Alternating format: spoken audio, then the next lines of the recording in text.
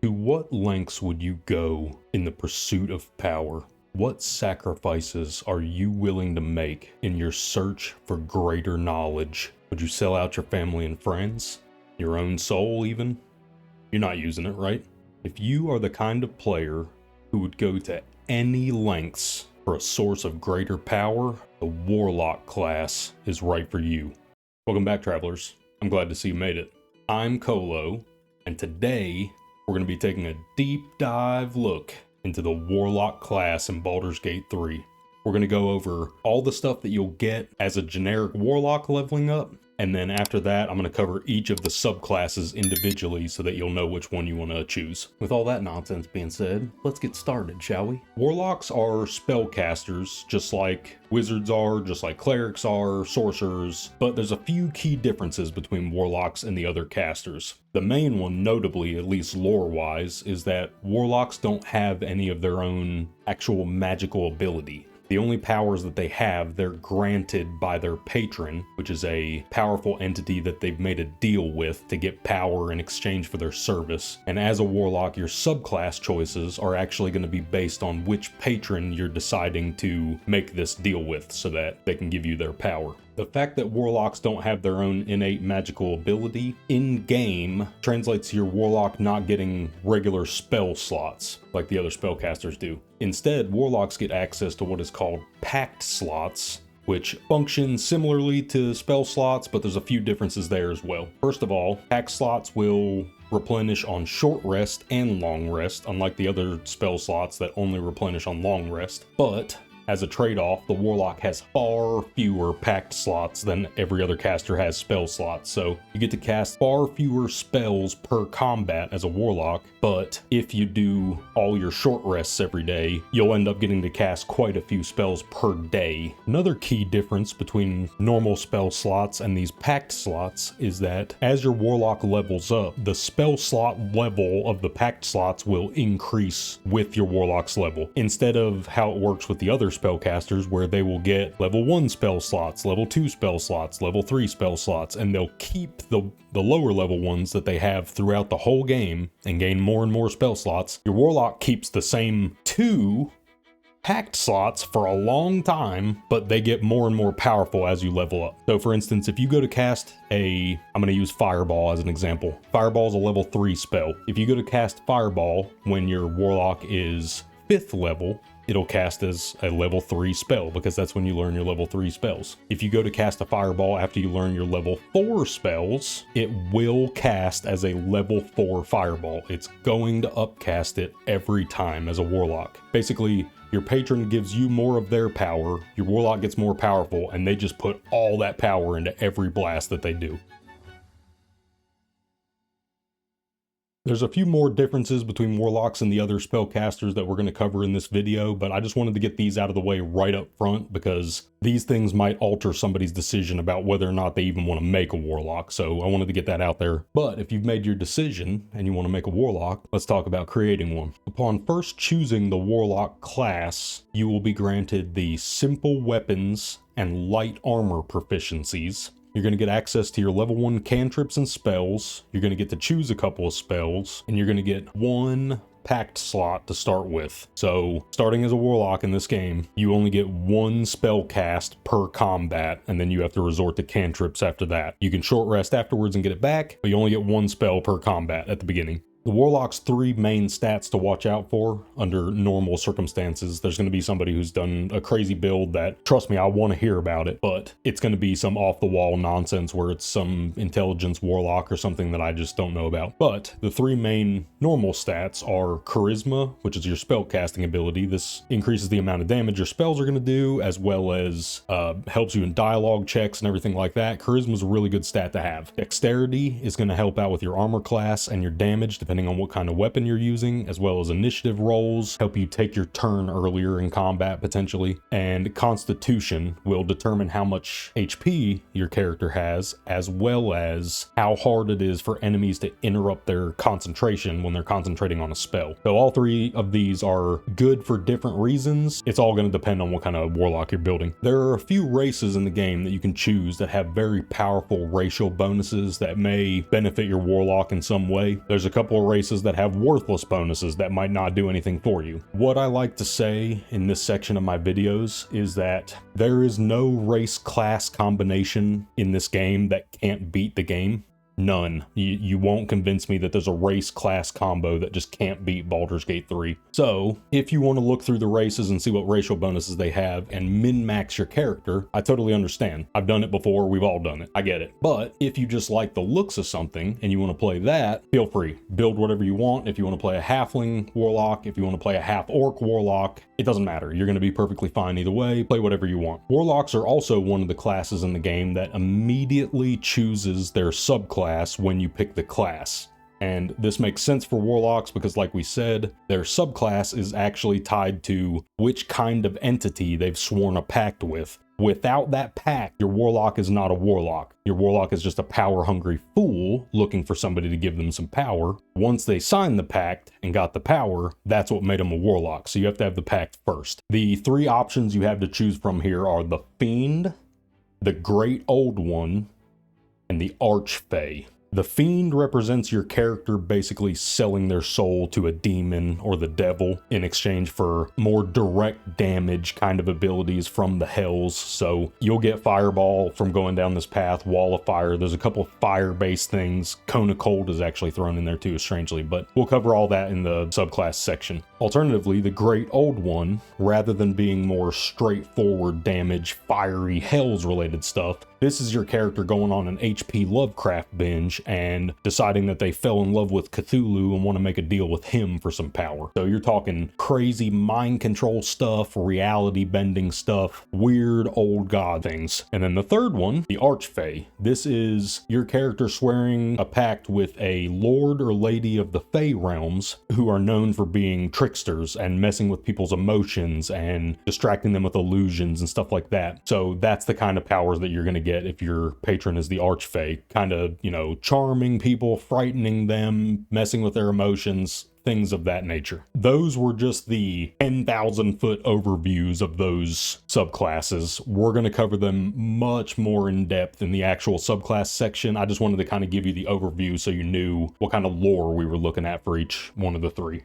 So you've created your warlock, pact is forged, contracts are signed, and your soul is under new ownership. So what was all of this for? What do you get out of this deal?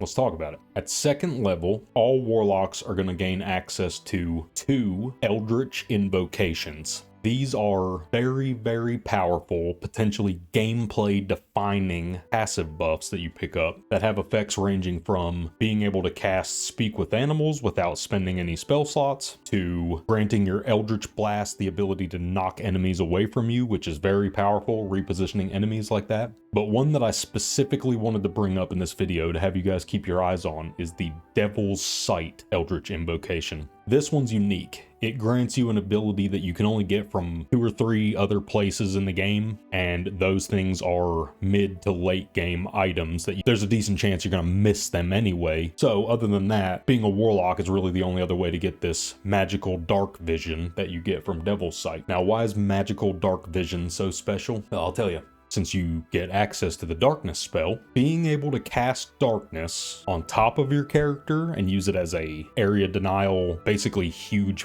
force field ability that enemies can't shoot ranged attacks into, it's very powerful. There is a definite argument to be made for your entire character build being based around the darkness spell and the fact that your warlock can see in the darkness but nobody else can. So definitely don't sleep on this. Look into it. Being able to cast your spells through this darkness while your enemies are basically just sitting ducks and they can't reach you, it's incredible. This has gotten me through a bunch of tough fights for sure. Second level is also when you receive your second pact slot. So you started the game with 1 spell cast per combat. Immediately upon leveling up, now you have 2. So it doubles the amount of spells per combat and per day that your warlock has. This is one of the single biggest power boosts that your warlock is going to get. You also will not be getting another one of these pact slots for a very long time. So you're going to be stuck with 2 for the vast majority of the game. You are also going to get to choose a new spell from the spell list. And just like every time your warlock levels up, if you want to swap out a spell that you already know for another one that you don't know, unlearn the one you know and learn the one you don't know, you can do that with one spell per level up, and this is the only place that Warlocks get to do this. Does that mean that you're stuck with what spells you choose if you mess up? No, you can go talk to Withers and respec, pay him some gold, and he'll reset all your stats and abilities and stuff, and you can basically build your character from scratch without losing anything. And then if you want to get your gold back, you can just pickpocket Withers, and he doesn't care. He's not going to turn hostile on you or anything. At 3rd level, your Warlock is going to get to choose another spell from the Warlock spell list, and this time, this list includes your level 2 Warlock spells. And because of this, because of the fact that you're unlocking level 2 spells, your packed slots also upgrade to level 2 at this level, which means every spell you cast will be a level 2 spell from now on. So that's all well and good, but there's another huge gameplay defining bonus that you get at 3rd level again. So there seems to be a lot of that going around with Warlocks, doesn't there? But not that I'm complaining. I'll take all the bonuses they want to give me. Anyway, because your Warlock has been such a faithful servant to their patron, the patron has decided to give you a little bit of extra power at this level up. So you're going to get to choose from one of 3 pacts that you're going to swear: the Pact of the Chain, Pact of the Blade, and Pact of the Tome. Choosing the Pact of the Chain will grant you the Find Familiar ability, which is going to summon a small pet for your Warlock to aid them on their adventures. Each one of the familiars that you can summon, which can range from imp to a quasit to just normal animals, each one of them has their own unique abilities and strengths and weaknesses. Some of them have crowd control effects, some of them have debuffs that they can cast on opponents. So you'll have to look at each and decide for each situation which one is going to fit best. But it's cool because you have the option whenever you want, pretty much. Entering into the Pact of the Blade will grant your Warlock the ability to summon a pact weapon, which is basically a weapon made out of magic that you summon, and you're going to have proficiency with it no matter what type you decide to summon, and your character is going to be able to use it just fine. Or alternatively, if you don't want to summon one of these weapons, if you have a weapon already that you want to use, you can bind it to yourself as your pact weapon. This is going to channel some of your Warlock's magical ability into the weapon, making it magical and allowing it to use your Warlock's spellcasting ability to determine the weapon's damage rather than strength or dexterity. So this allows you to build your caster stat, charisma, make your spells do more damage, and also you're making your melee attacks do more damage if you're Pact of the Blade, because you're kind of a spell blade kind of character here. Binding weapons as a pact weapon is also very useful because your Warlock always has proficiency with whatever weapon is bound as their pact weapon. So even if it's a weapon type you don't have proficiency with, if you equip it and then bind it as your pact weapon, now you do. So if you find an upgrade of any kind of weapon, your Warlock can use it as long as you're able to bind it as your pact weapon. And finally, the Pact of the Tome is essentially your patron giving your Warlock a book of cantrips that they're not supposed to know, some forbidden cantrips. You get Guidance, which is the single best spell in the game, hands down. I won't hear any arguments about it.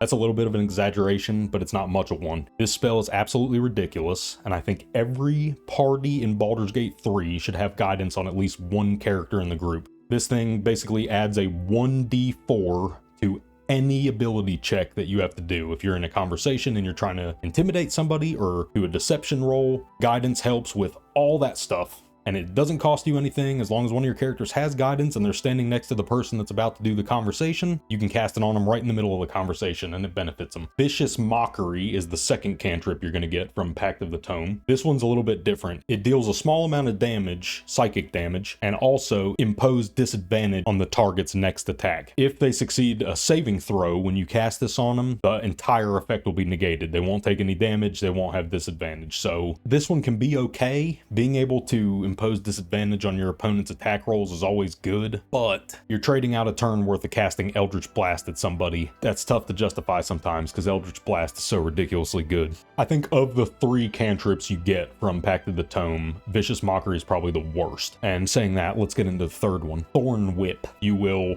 lash out with a thorny vine. It'll wrap around somebody and you're going to try to yank them towards you. You can use this to displace your enemies, pull them into dangerous stuff that's on the ground, pull them out of helpful things that they're standing in, whatever it is. Being able to reposition your enemies in a game with strategic combat like this is always powerful. At 4th level, the Warlock is going to receive their choice of another cantrip and another spell from their spell list, as well as their first feat.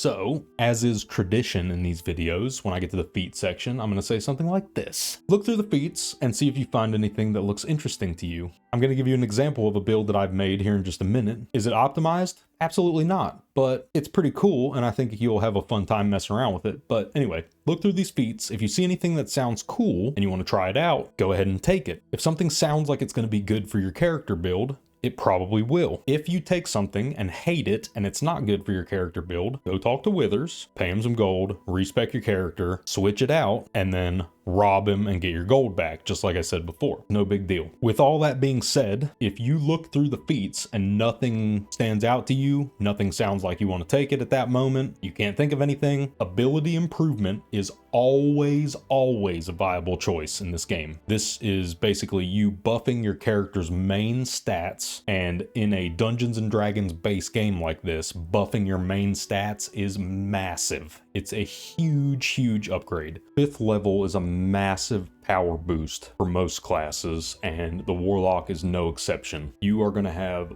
buffs and bonuses coming out of your ears at this level. Let's take a look at them, see if any of these things are worth having. Firstly, you're going to be able to choose a new spell at this level as well as replacing one like normal, and you unlock your level 3 spells. You're going to get access to some really powerful spells at this time, and from now on, a lot of the spells you're going to get are going to be pretty powerful. Since you're unlocking your level 3 spells, you guessed it, your packed slots have upgraded to level 3, and all spells you cast from now on will be cast at level 3. On top of that, your cantrips also get a bonus at this level. They will all essentially get an extra damage die added to their damage, but Eldritch Blast is an exception to this rule, because instead of just getting a second damage like all the rest of the cantrips are going to get, Eldritch Blast gets to shoot another blast. So you can target one with both shots, or you can shoot 2 targets with Eldritch Blast now, which is very powerful considering some of those Eldritch invocations we talked about earlier. Because of those, this cantrip can be very powerful, and now you can shoot multiple people with it, which is great. And speaking of Eldritch invocations, you also get to pick your next one at this level. The list has been expanded. There's 2 new choices here. Like I said before, look through them all, pick whatever abilities you want from this list. This is going to be up to you. And finally, last but certainly not least, 5th level will see your Warlock get the Deepened Pact passive. This is basically your patron being even more pleased with your service, so they're granting you even more power. The power that you're going to get this time is going to be based on which pact you chose at 3rd level. If you chose Pact of the Chain, your familiar is going to get extra attack at this level. So now for each action, they can attack twice. This is really powerful because, like we said before, some of them have debuffs that they're putting on people, some of them have crowd control effects, and now you can spread that to more people by attacking more. Or if you put both hits into one person, like we said with Eldritch Blast, you're just focusing more damage into one place, which is always good. If you went with Pact of the Blade, you get extra attack at this level, just like the martial classes do in the game. And I will say, after having tested this right before shooting this video, at the time of recording, this still works. If you level a Warlock to 5th level, Pact of the Blade, and get this version of extra attack, this will currently stack with other versions of extra attack. So say you also take 5 levels of fighter and get extra attack from being a fighter. You get 3 attacks per action if you do both of those things. And you're seeing some of that happen on the screen behind me right now. I messed around. I took Polearm Master. I took Sentinel. So I was doing extra polearm strikes whenever people came into range. I got to do an opportunity attack. This extra strike, I could trigger a smite off of it, which you can actually use your Warlock spell slots to smite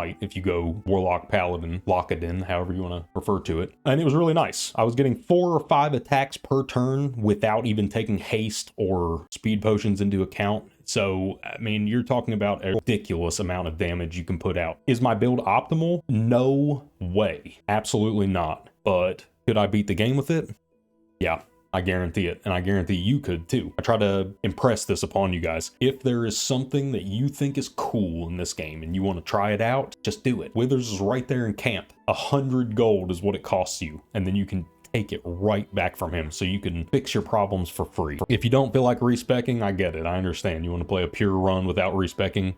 Gotcha. Act of the Tome Warlocks at 5th level receive 3 more forbidden spells. And as you can probably guess, the 3 spells you get at this level are awesome. You get Animate Dead, which allows the caster to target a corpse and raise an undead minion to help them in combat. This spell is basically exactly what you're imagining it is. If you've ever seen a necromancer in any kind of media raising a skeleton or a zombie from a dead body, that's what this is, Animate Dead. Also, know that people in town don't take very kindly to you walking up to them with a zombie right behind you. For some reason, they get nervous. Can't put my finger on it. I don't know why they would. For this next spell on the list, I'm going to skip out of order, and you'll see why here in a second. All Lightning is another spell that you get for this Steeped Pact. This one's pretty cool. It allows you to target a circular area on the ground. It's not very big, but you get to target an area, and basically a lightning bolt strikes down on that area. If you can get multiple people inside of the targeting area, you'll hit them all with this lightning bolt. And then your Warlock is going to maintain concentration, and then from that point forward, for up to 10 turns, they can cast Call Lightning again as a cantrip without having to spend another pact slot to cast it, which is really strong. Because of the fact that Warlocks don't have almost any spell slots to cast with, whenever you find something like this where you can get multiple casts out of a single instance of casting a spell, it's really, really powerful. I also forgot to mention earlier, the 3 spells that we're talking about at 5th level for Pact of the Tome, none of them costs a spell slot to cast, but they can only be cast once per long rest, so that's important to note. This last one is the reason why we skipped out of order. The moment we've all been waiting for here. Haste is the last spell you get from this level. I made a joke earlier about how Guidance was the best spell in the game, hands down, and about how everybody needs it.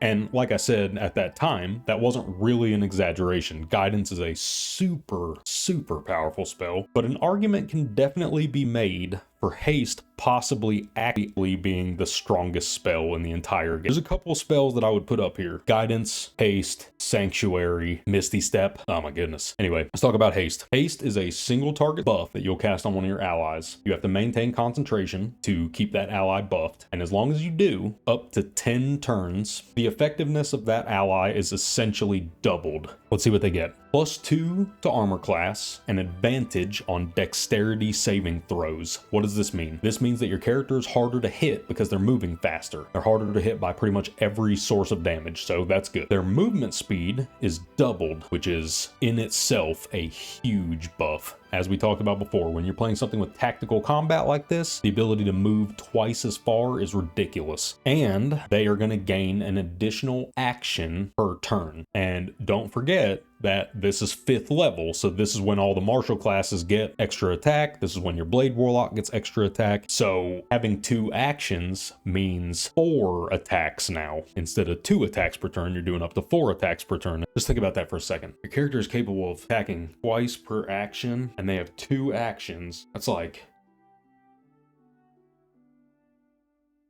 a lot of attacks.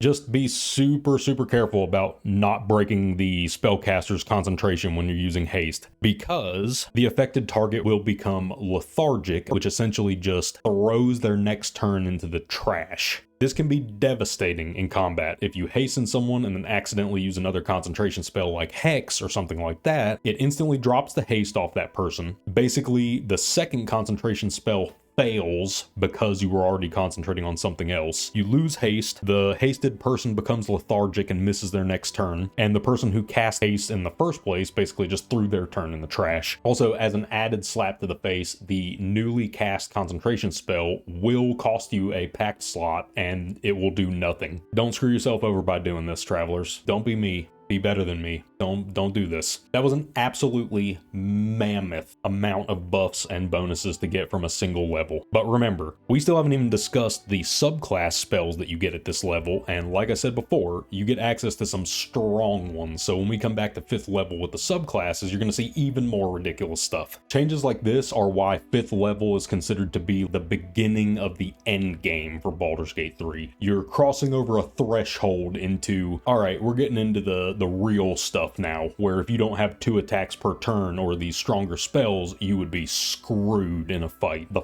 first 5 levels of this game are some of the hardest, especially depending on what encounters you walk up to. If you walk up to that one cave surrounded by gnolls and you're too low of a level, you're done. Those gnolls are no joke, and they will destroy you if you are not ready to fight them when you show up. Now that we've been through that ridiculous, absolute crazy pile of stuff that you just got at 5th level, let's move on to 6th level. This one is going to grant your warlock a subclass specific skill that we will talk about here in the subclass section, but just know you're going to get something related to your patron here. You also get to choose an additional level 3 spell from your list. And then, as always, if you want to swap out a spell, you can. And for some of these, now that you have access to your level 3 spells, this is when swapping spells out can be useful, because you can get some of these really powerful ones by giving up some of the ones that you were using earlier in the game. It's entirely up to you, though. Whatever spells you want to use have trade-offs, strengths and weaknesses for different situations. You'll have to decide based on your party composition and your setup what you want to run. All right, let's move on. 7th level. At 7th level, your warlock will gain access to their level 4 spells.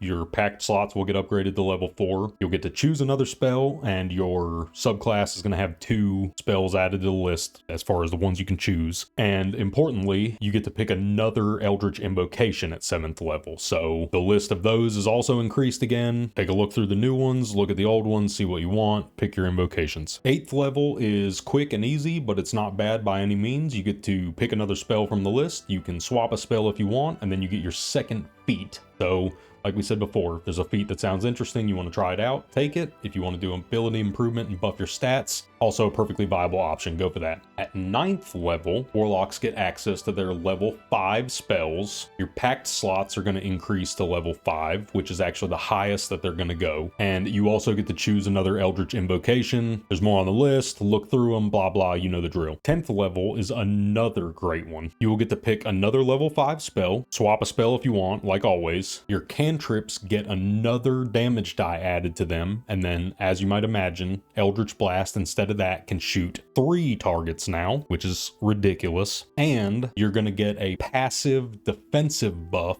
based on which subclass you've chosen at this level. And as you might have guessed, we're going to cover that when we go over the subclass section, so we'll see all those here in just a second. 11th level will grant your warlock another spell of your choice from the list, as well as a 3rd and final packed slot with which to cast your spells. This is a massive deal. You haven't gotten one of these since 2nd level. At 11th level, you finally get a 3rd spell per combat. It doesn't sound like much when you think about it as 1 more spell cast per combat, but it's 50% more than you've been running with. This is a huge, massive increase, just like it was at 2nd level. So definitely don't underestimate the power of 11th level if you're planning on multi-classing your warlock. Sometimes it isn't worth what you're giving up. You really need to make sure, if you're going to put at least 2 levels in something else, that the 2 levels you're going to get are worth trading out your 3rd packed slot for your warlock.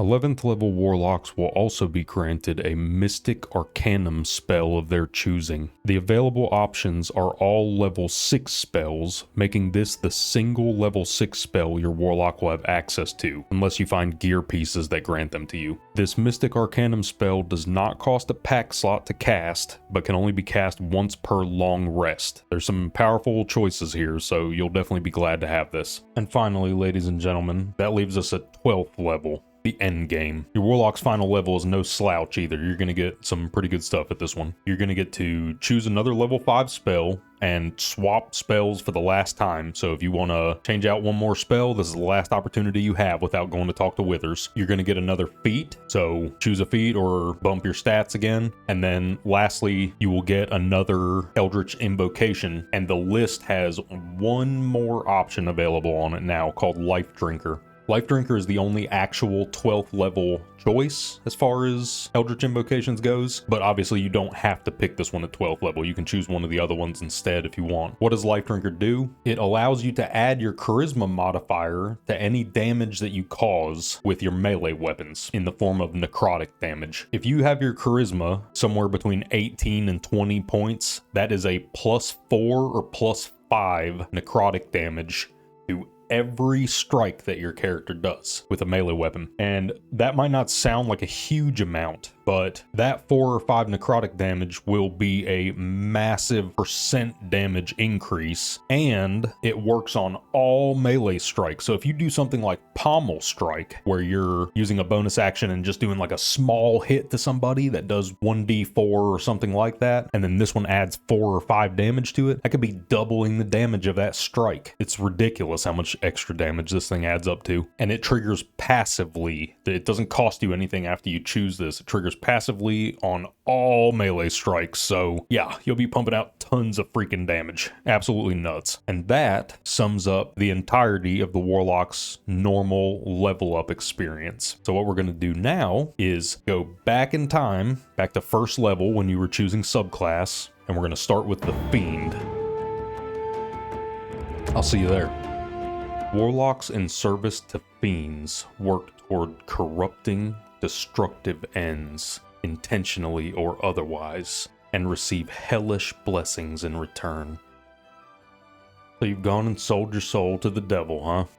Well, in this game, that can actually be a really lucrative deal. I just hope you knew well enough to read the fine print, because there was some, and that's how they get you. Before we start diving into the subclass bonuses, I want to reiterate and state better, because I didn't say it very well the first time, but I'm going to be talking about subclass specific spells that you're going to gain access to as you're leveling up. Know that when I say that, once again, I mean when you go to choose your spells, these subclasses are going to put a couple of spells in the list that are available to choose. You don't have to choose the subclass related ones, and if you don't, you just won't get them. So if you're wanting the subclass related stuff, make sure you pick up these spells as you level up. At first level, the Fiend Warlock is going to gain access to Burning Hands and Command.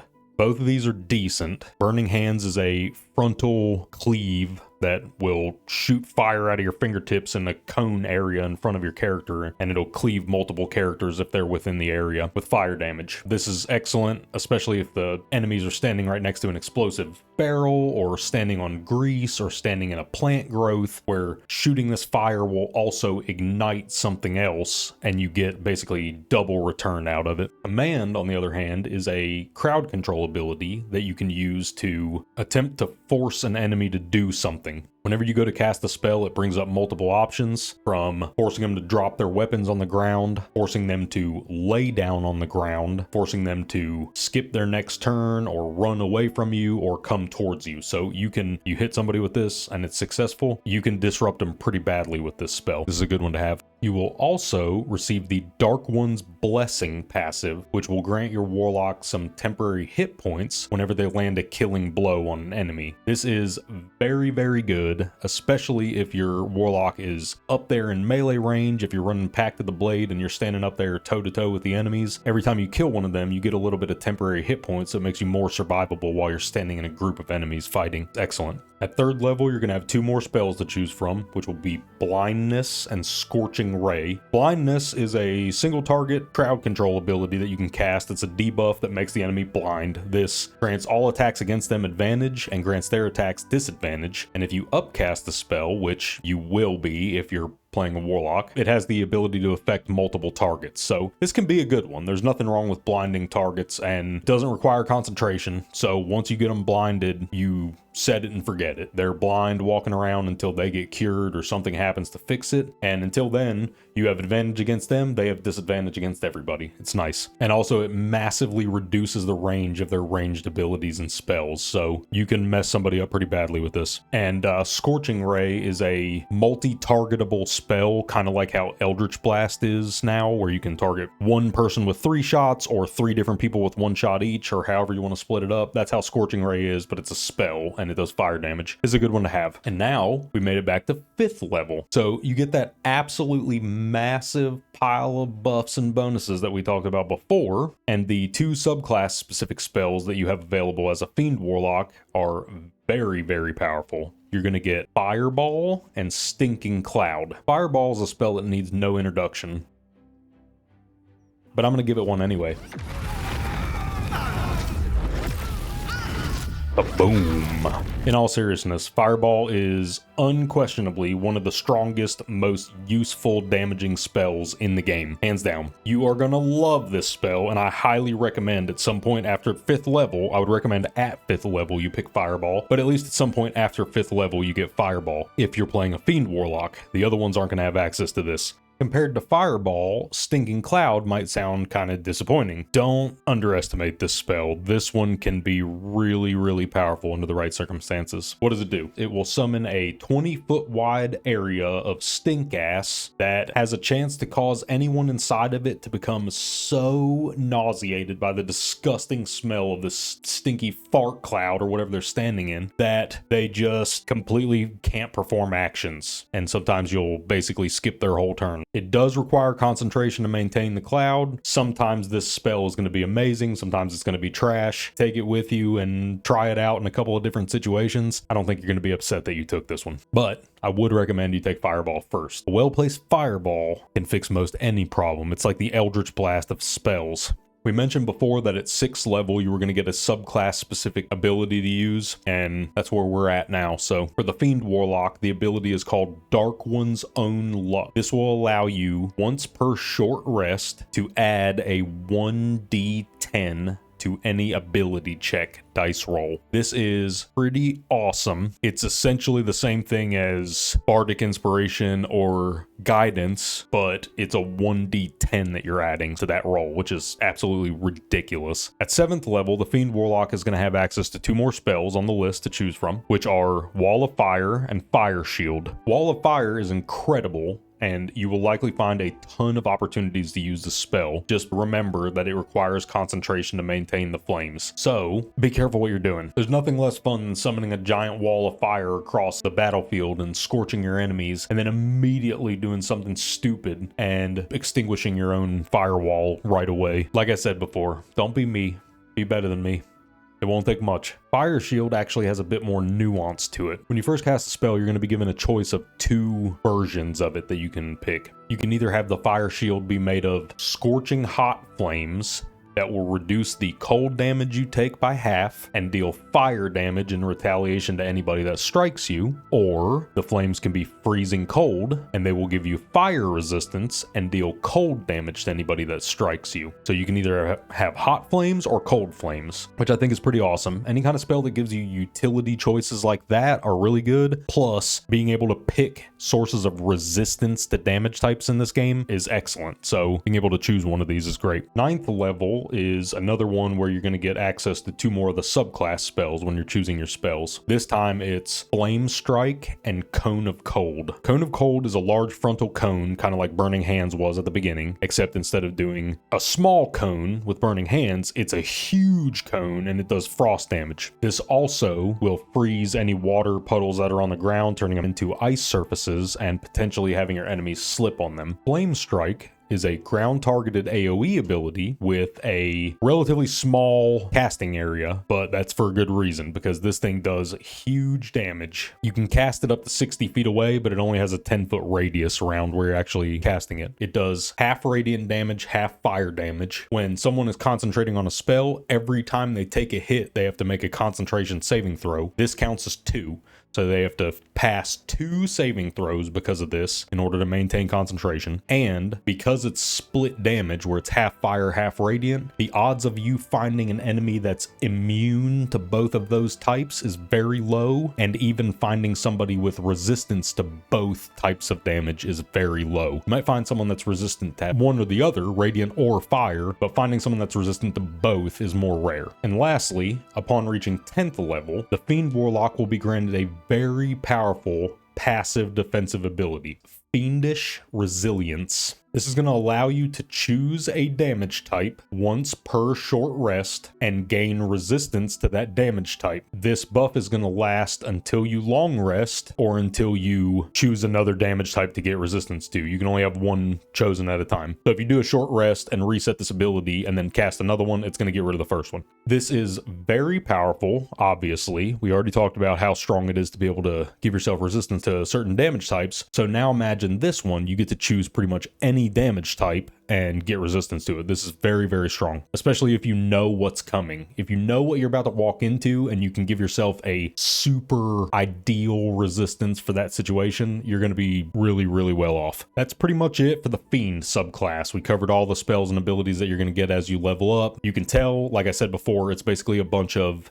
direct damage abilities or a couple of self buffs that you can give yourself. Mostly straightforward stuff. You're here to do damage, fireball and flame strike and cone of cold and stuff like that. All around, I think this is an excellent subclass. The fact that Will starts out as a Fiend Warlock is really good because I think this is probably the one that most people should play as, especially first-time players. It's much easier to pick up and use than some of the tools you get from the other ones, which are going to be, while still useful and very viable, it's not as easy to figure out where to use some kind of crowd control as it is to figure out where to throw a fireball.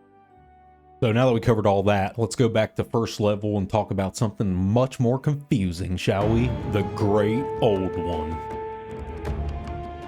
Warlocks bound to eldritch beings in the far realms work toward inscrutable goals, gaining strange powers over entropy and the mind.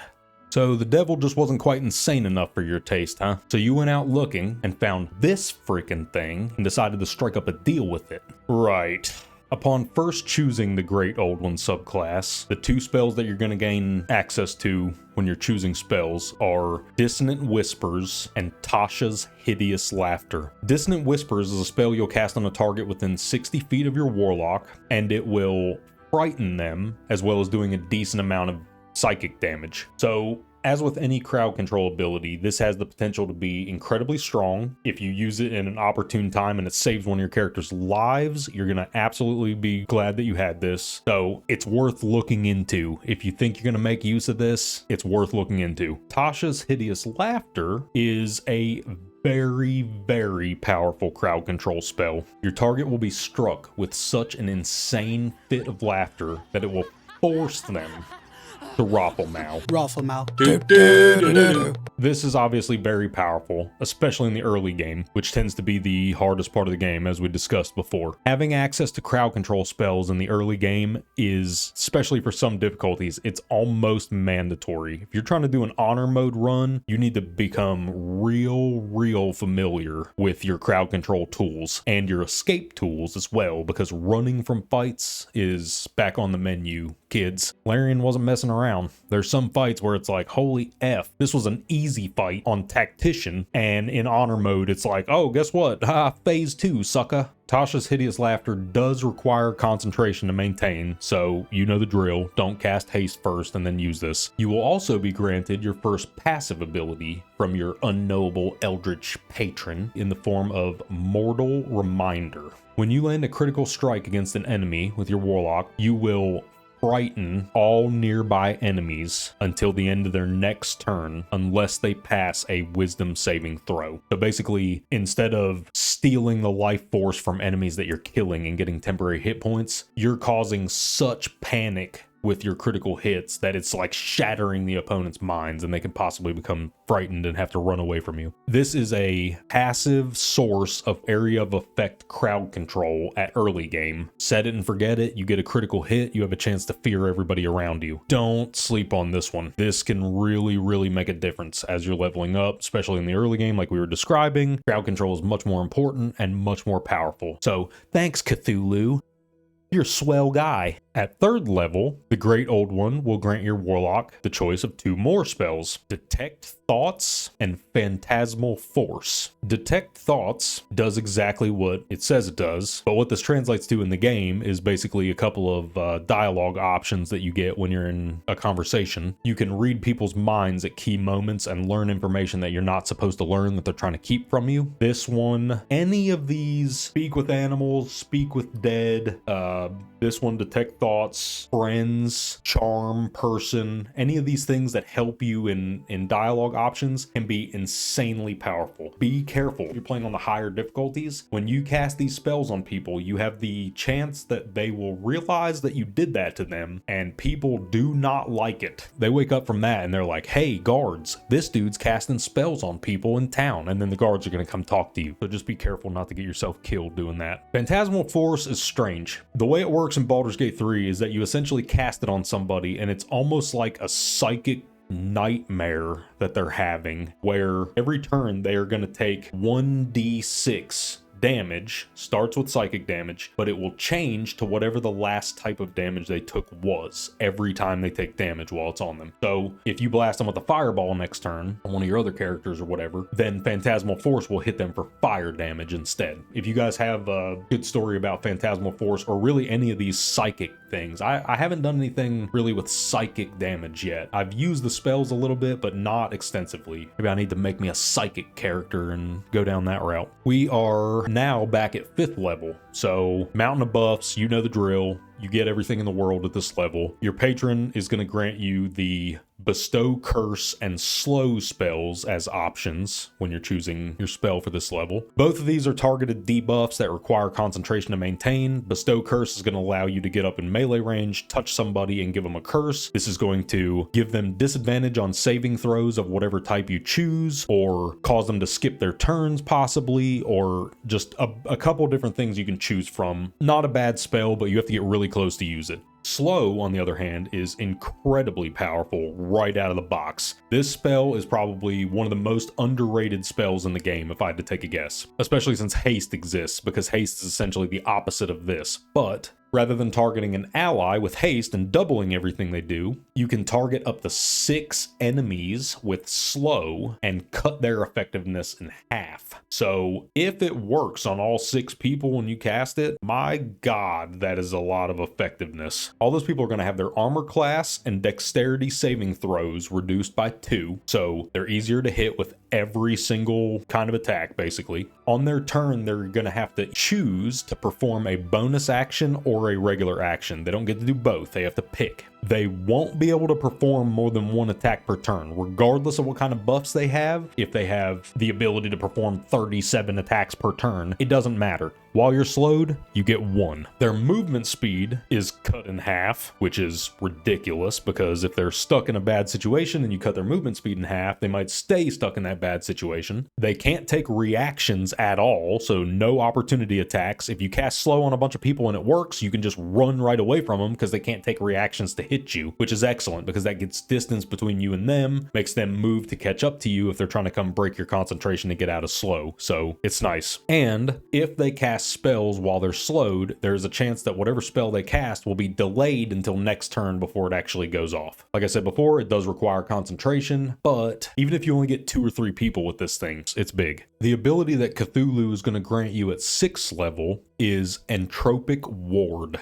This will allow you to impose disadvantage on an attack against your Warlock once per short rest. And as an added bonus, if you impose disadvantage on the attack and it misses, you will be granted advantage on your next attack against that person. So it's a double whammy. This is nice because it's a reaction ability and it grants you both offensive and defensive boons at the same time, which is rare. Usually you get one or the other. So you're likely going to get quite a bit of value out of this throughout your playthrough. You'll enjoy having this one. When you reach 7th level as a Great Old One Warlock, you will be granted the Dominate Beast and Avard's Black Tentacles spells as options to choose. Dominate Beast will basically mind control a beast type enemy to fight on your side for the duration. Every time they take damage, they have a saving throw that they can make against it. If they pass a saving throw, it breaks the mind control, but until then, they fight on your side. So not only does it take away one of the enemies, it gives them to you as an ally to attack their own friends until it breaks, which is great. It's a double whammy. Avard's Black Tentacles will summon a 20-foot radius circle of tentacle hentai, which will grab and attack any creatures that are caught within the area. Make sure to keep your anime waifus out of this one, or,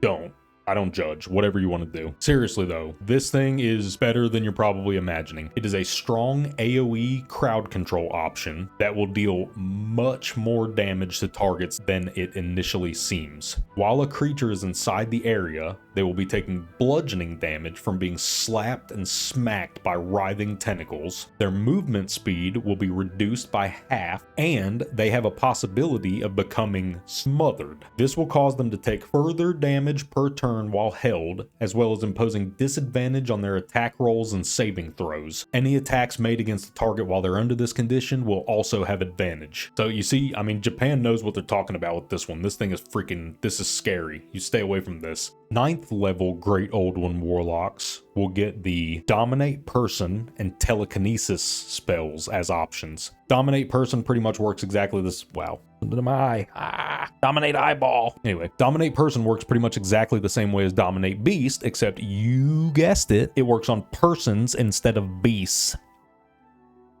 Same things I said about that spell apply here, though. It's a crowd control ability that takes an enemy off the field and gives you an ally on the field. Double whammy. Even if that dude if he takes one attack from a teammate for you or causes a little bit of damage to his teammate, this was an excellent option. Stuff like this can't be underestimated, especially in the higher difficulties. And if you've ever heard the word telekinesis, then you likely know exactly what this spell does. It allows you to kill a yak from 200 yards away with mind bullets. No, it obviously allows your warlock to move things with their mind. This can include flinging enemies off cliffs, or possibly more impressively, I think more impressively, but it was me that did it, so I'm kind of biased. I have actually grabbed my teammates out of an impending explosion and flung them out of it with telekinesis. They take a little bit of damage from being flung by telekinesis, but dealing 2 or 3 damage to them by flinging them across the room is much better than them taking 30 or 40 damage from a bomb exploding in their face. So I actually was able to save their life with it. Casting the spell will put a concentration buff on you that requires concentration to maintain. As long as you maintain concentration on that, every turn after that, for just the cost of an action, you can use telekinesis again to move something else. So this is another one of those things, kind of like Call Lightning that we talked about before, where it puts a concentration buff on you that lets you use the same spell again as a cantrip next turn. Pretty much the same thing, except with telekinesis. And for your final subclass benefit,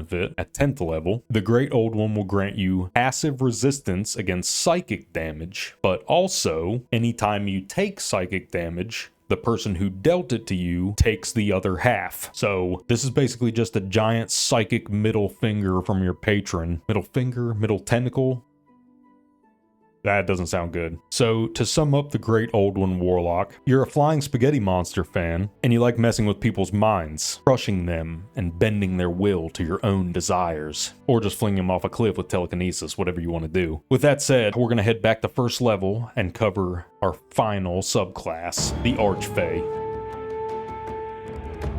Graced by a lady or lord of the Fae, you are imbued with all the sumptuous and scary qualities of your patron's extraordinary realm. So you didn't trust the devil, and you didn't understand the Great Old One. So instead, you decided to seek out one of these tricksters and try to get your hands on some of their untamed magics. When you first make this subclass choice, you will be granted the Fairy Fire and Sleep spells as choices. Both of these are very good, and you would definitely find uses for both of them throughout your playthrough. Fairy Fire will target an area within 60 feet of your warlock and summon basically an area of magical light that anybody caught within Fairy Fire will have advantage on attacks against them, and none of them can become invisible. It reveals things inside there. So if you cast Fairy Fire on top of somebody that's invisible, it breaks their invisibility and they're revealed. Sleep is unique. The way that you target the spell is by hit point amount. You are allowed to put creatures to sleep with hit points totaling up to a certain number based on what level sleep you're casting. That sounds confusing. Why in the world would they do that? Well, first of all, at the beginning of the game, people have really low hit point amounts. Sleep is much more powerful at the start of the game because you can just put people to sleep from full health. One thing this spell tooltip doesn't explain very well is that it's not talking about maximum health, it's talking about current health. So if you're fighting someone that has 2 million health, and sleep will put them to sleep if they have 22 health or less, if you get them down to 21 health, it will guaranteed put that person to sleep. Doesn't matter that they had 2 million maximum health, whatever number I said, I can't even remember. Did I say 1 million or 2 million? I can't remember. Whatever it was, 10 gazillion health.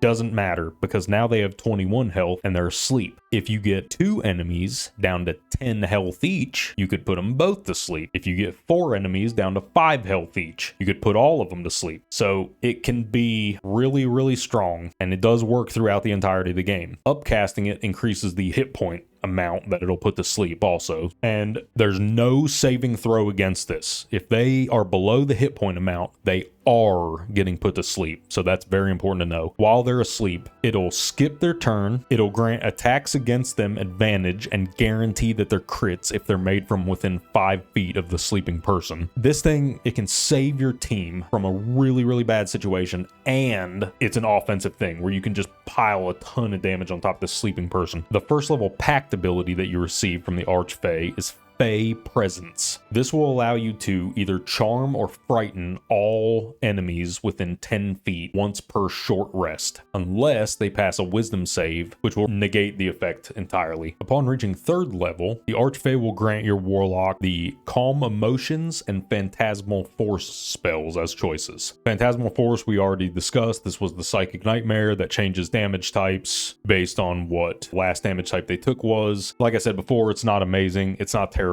If you guys know how to use it better than me, then let me know, because I am interested in hearing stories about that if you guys have good ones. And Calm Emotions is a ground targeted AoE that will remove and make all targets inside this immune to Charm, Frighten, and Enrage effects. That can be bad if one of those people is a barbarian and you're trying to use your Rage ability, because it'll kick you out of it. 5th level, the Legend, a veritable cornucopia of spells and abilities and buffs that you get all at once. And also, you get 2 more spells to choose from the Archfey, just for good measure. These 2 are Blink and Plant Growth. Blink is an interesting spell, which is also only available to use in combat. What it does is that at the end of your character's turn, you will roll a 20-sided die, and if you roll an 11 or higher, disappear into the ethereal plane, which makes them immune to being targeted, immune to taking damage of any kind. They will be able to teleport up to 20 feet per turn while they're there, but they can't move besides that teleport. Plant Growth is another incredible AoE crowd control spell. I think this one is very, very underappreciated. You're going to target a circular area within 60 feet, and it's going to grow a 20-foot radius circle of thick plants that will massively slow any and everybody that's caught within it. Any creatures inside the plant growth area will have their movement speed cut down to 1/4 of what it normally is.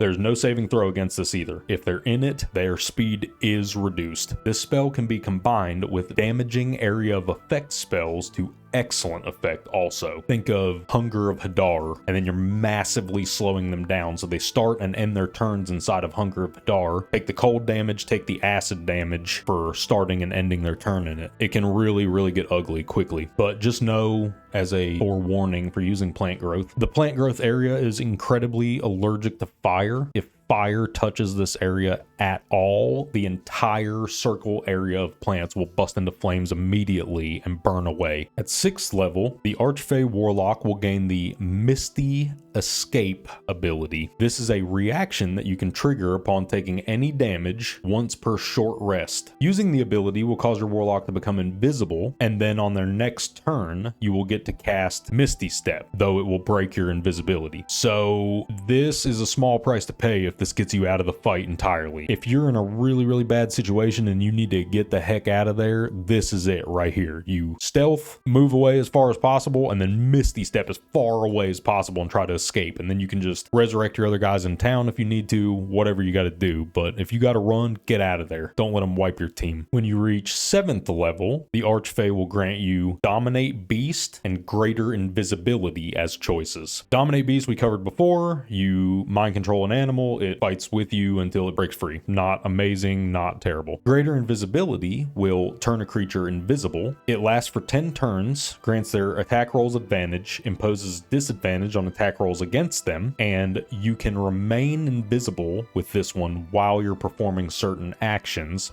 but every time you do something like this, you have to succeed another saving throw, a stealth check, and every time you succeed one of the stealth checks, it gets harder and harder and harder until eventually you're guaranteed to fail one, pretty much. At 9th level, the Archfey will grant you Dominate Person and Seeming as spell options. Dominate Person is the same as before, same thing as Dominate Beast, but for persons instead of beasts. Seeming is different. This one is like the spell Disguise Self, except it works on your entire group. The main use for the spell is squeezing your party members through tight areas that only small characters can get through, because most people don't play gnomes or halflings, but it's useful to be that small in certain certain areas, because there's certain areas where you can't squeeze through if you're too big. Seeming will allow you to change all your people into halflings real quick, squeeze into a dungeon through that tiny little shortcut hole, and then you can switch back to your regular race when you're inside if you want, whatever you want to do. And for the final subclasses, final bonus, we've arrived again at 10th level. The Archfey Warlock will gain the Beguiling Defenses passive ability, which passively and permanently makes your Warlock immune to being charmed. Passive crowd control or damage immunities should always be celebrated, so I'm gonna celebrate this one. Woo. In summary, the Archfey is kind of a crazy patron to serve, using their magics to trick and manipulate their targets. And speaking of crazy patrons, if you've enjoyed yourself or learned anything, consider supporting the channel by signing up for my Patreon, which I've linked in the video description below. Any and all support is greatly appreciated. You become my patron, and you grant me the boon of your hard-earned money, and I'll serve you the best videos that money can buy. I also can't wait to see what kind of presents you get me at 5th level. If you can't become a patron or simply don't want to, that is also perfectly fine. Like I said before, just a like on the video and the fact that you watched it is plenty. I appreciate it all. We did it. We covered everything that warlocks get. We covered subclasses, pact choices, eldritch invocations, subclass spells that you get as you level up. You have a ton of choices when you're playing this class, so you got your work cut out for you making a build on this one. There's a lot of good ones to be had though, for sure. All in all, the Warlock is an incredibly powerful class, especially since there's tons of different various play styles available to them. You can play as a purely ranged caster, you can play as more of a melee spell blade kind of situation. It's up to you. However you want to build it, there's a ton of different options. And I would honestly say that the Warlock is probably one of the easier to pick up classes for a beginner. It's going to be hard to master, obviously, because you don't know what all the spells do and everything when you're first starting out, but the tools that Warlocks get, Eldritch Blast, I mean, you can count on that to be a go-to attack on most turns. So even if you pick the wrong spells, you still have Eldritch Blast available. Now, if you don't choose Eldritch Blast, then you delete your account. I don't know what to tell you. That's a freaking challenge mode run right there, playing a Warlock without using Eldritch Blast. Jesus Christ. This is where I'm going to leave this one though, travelers. I appreciate you guys watching it all the way through. Feel free to let me know in the comments if you have any cool multi-class ideas. I know about Sorlocks and Lockadins and Sorlockadins and all different kinds of combinations that people have talked about, Bard locks and stuff like that, but let me know your cool combo, because I love talking about the different class builds and everything and seeing all the cool stuff you guys have come up with. Also, feel free to let me know if you have any cool stories from your tabletop games. I like hearing those too, because I don't see that side of it. You guys play tabletop games and you get to bring those kind of experiences to the channel, and I think that's excellent. I love hearing stories like that. But anyway, as always, I am glad you got to see me. Do your best to stay alive. Until next time, see ya.